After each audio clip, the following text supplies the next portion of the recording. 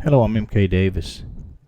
You know, there's an old saying that when you go fishing and you don't catch anything, well, you just wait a while and you put your hook back in the water and you go fishing again. And again. And again. And if it's very important to you to catch a fish, eventually you will catch a fish if you keep fishing. And it's like that in research in many ways. That when you're looking for something and it's important and you can't find it, but then you keep putting your hook in the water, and one day, bingo, you get a bite and you pull out a real prize. And that's what I have here is a prize as a result of some steady fishing for a long time.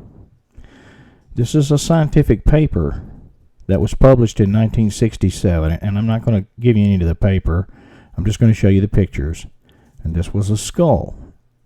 And this skull was found near Lovelock, Nevada. And let's take a look at it.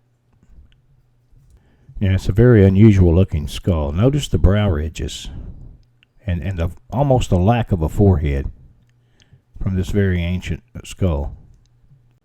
This paper was it was a scientific and scholarly paper, and it was in 1967, that this was done. And it's been like lying in someone's archives since then.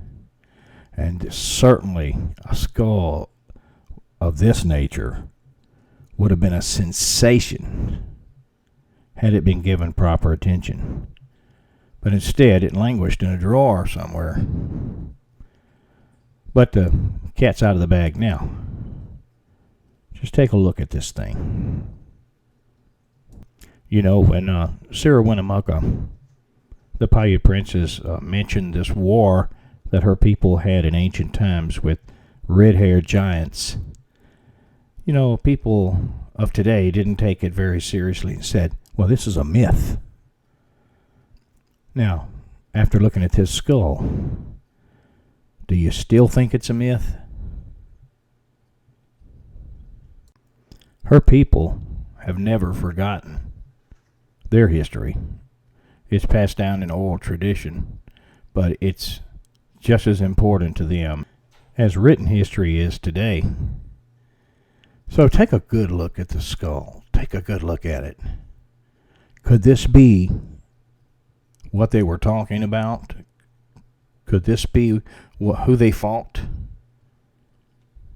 Remember, this was the place, and this is a mighty strange skull.